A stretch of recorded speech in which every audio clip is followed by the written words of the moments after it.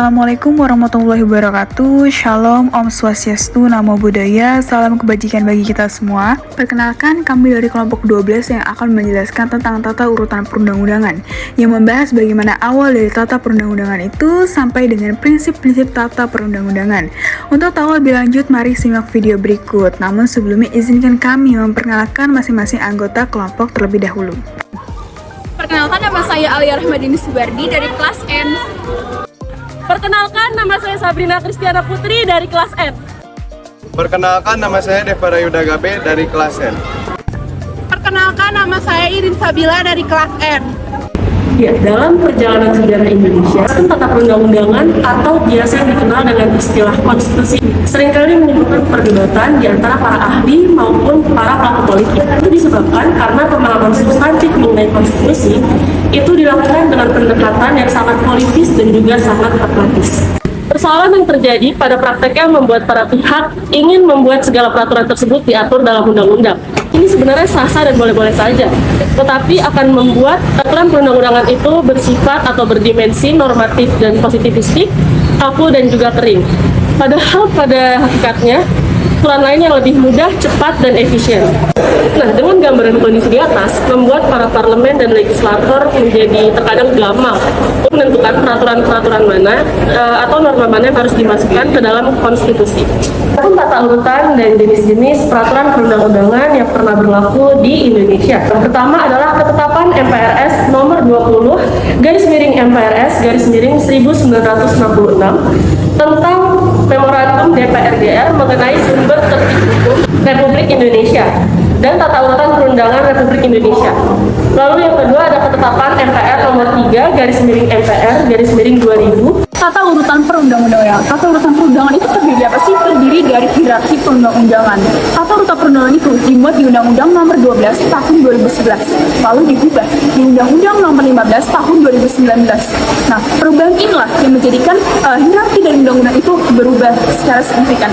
Nah, urutan yang sekarang ini adalah Undang-Undang Dasar Negara Republik Indonesia. Itu adalah undang-undang tertinggi. Undang-undang sebagai konstitusi tertinggi di negara Indonesia ini. Lalu selanjutnya ada ketetapan MPR. Ketetapan MPR ini merupakan suatu putusan MPR yang ditetapkan dalam sidang. Nah, ini terbagi menjadi dua. Ada ketetapan MPR yang di dalam atau di luar majelis, lalu ada ketetapan MPR yang hanya di dalam majelis saja. Lalu selanjutnya ada undang-undang. Undang-undang ini merupakan suatu peraturan perundang-undangan yang dibuat oleh Dewan Perwakilan Rakyat, lalu disahkan atau disetujui oleh Presiden. Selanjutnya ada Perpu atau peraturan pemerintah pengganti undang-undang. Ini merupakan suatu peraturan perundang-undangan yang ditetapkan oleh pemerintah karena suatu kegentingan yang memaksa. Peraturan Perpu ini diajukan ke DPR dalam sidang. Setelah itu Perpu ini bisa ditolak atau diterima oleh DPR. Jika Perpu ini diterima oleh DPR, maka Perpu ini bisa ditetapkan menjadi undang-undang. Namun sebaliknya, kalau Perpu itu ditolak oleh DPR, maka Perpu itu harus dicabut dan tidak diberlakukan. Selanjutnya ada PP, itu peraturan pemerintah. Peraturan pemerintah merupakan suatu peraturan perundang-undangan yang ditetapkan oleh Presiden untuk menjalankan undang-undang itu sendiri sebagaimana mestinya. Lalu selanjutnya ada peraturan presiden atau perpres. Ini merupakan suatu peraturan perundang-undangan yang ditetapkan oleh presiden untuk menjalankan perintah peraturan perundang-undangan yang lebih tinggi atau dalam menyelenggarakan kekuasaan pemerintah. Lalu selanjutnya ada Perda Provinsi, peraturan daerah provinsi dibentuk oleh DPRD provinsi, Dewan Perwakilan Rakyat Daerah Provinsi dan disetujui oleh gubernur. Lalu selanjutnya ada Perda Kabupaten atau Kota. Peraturan daerah kabupaten atau kota ini adalah suatu peraturan perundang-undangan yang dibentuk oleh DPRD kabupaten atau kota. Nah, ini disetujui bersama wali kota atau bupati. Tata urutan peraturan perundang-undangan ini mengandung makna bahwa peraturan perundang-undangan ini memiliki hierarki atau tingkatannya. Adapun peraturan perundang-undangan yang lebih tinggi daripada peraturan lainnya, ataupun begitu pun sebaliknya, ada peraturan yang lebih rendah dari peraturan lainnya. Tata urutan ini yang diperlakukan ini harus sesuai dengan prinsip dan asas yang berlaku dalam hukum. Selanjutnya di sini saya akan menjelaskan tentang tata urutan peraturan perundang-undangan. Dalam aturan terbaru, Undang-Undang Nomor 12 Tahun 2011 menetapkan bahwa tata urutan peraturan perundang-undangan sudah ada pada pasal 7 yang telah disetujui oleh DPR dan pemerintah tentang bentukan rancangan peraturan perundang-undangan menjadi undang-undang. Lalu, undang-undang menegaskan bahwa Pancasila merupakan sumber dari sumber segala hukum. Undang-Undang Negara Republik Indonesia tahun 1945 merupakan hukum dasar dalam peraturan perundang-undangan. Undang-undang ini juga memerintahkan untuk menetapkan UUD Negara Republik Indonesia tahun 1945 dalam lembaran Negara Republik Indonesia.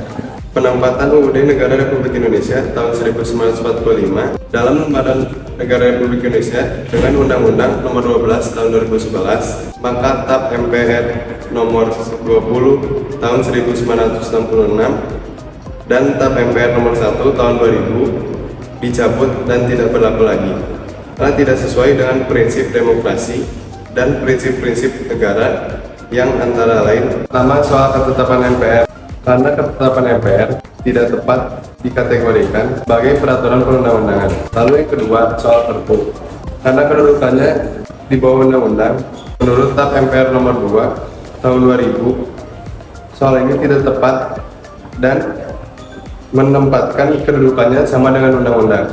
Lalu yang ketiga, putusan menteri yang diatur dalam TAP MPRS nomor 20 tahun 1966.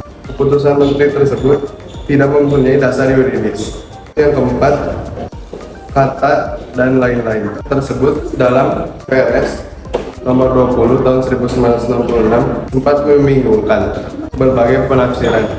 Lalu yang kelima yaitu menempatkan Undang-Undang 1945 sebagai peraturan perundang-undangan adalah suatu hal yang tidak tepat karena Undang-Undang 1945 merupakan norma dasar atau kaidah-kaidah dasar bagi peraturan negara dan merupakan landasan filosofis dari negara yang membuat aturan-aturan pokok. Sedangkan yang dimaksud dengan peraturan perundang-undangan adalah dimulai dari Undang-Undang Perda yang merupakan peraturan-peraturan. Prinsip dalam hierarki peraturan perundang-undangan ini ada 7. Pertama, dasar peraturan perundang-undangan selalu berupa perundang-undangan. Kedua, hanya peraturan perundang-undangan tertentu saja yang dapat dijadikan landasan yuridis.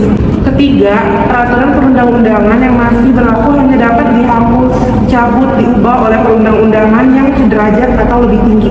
Nomor 4, peraturan perundang-undangan yang baru mengesampingkan peraturan perundang-undangan yang lama. Nomor 5, peraturan perundang-undangan yang lebih tinggi mengesampingkan peraturan yang lebih rendah. 6, peraturan perundang-undangan yang bersifat khusus mengesampingkan peraturan perundang-undangan yang bersifat umum. Terakhir itu, setiap jenis peraturan perundang-undangan memiliki materi yang berbeda-beda. Hierarki peraturan perundang-undangan memiliki arti penting. Hal ini karena peraturan perundang-undangan yang lebih rendah tidak boleh bertentangan dengan peraturan perundang-undangan yang lebih tinggi. Mengingat hukum adalah sah jika hukum tersebut dibentuk atau disusun oleh lembaga atau pejabat yang berwenang dengan berdasarkan norma yang lebih tinggi. Semoga apa yang dijelaskan oleh kami bisa memberikan manfaat kepada kita semua. Sekian penjelasan dari kami. Mohon maaf jika ada kesalahan atau kekurangan. Wassalamualaikum warahmatullahi wabarakatuh. Shalom, Om Santi Santi Santi Om. Namo Buddhaya. Salam kebajikan bagi kita semua.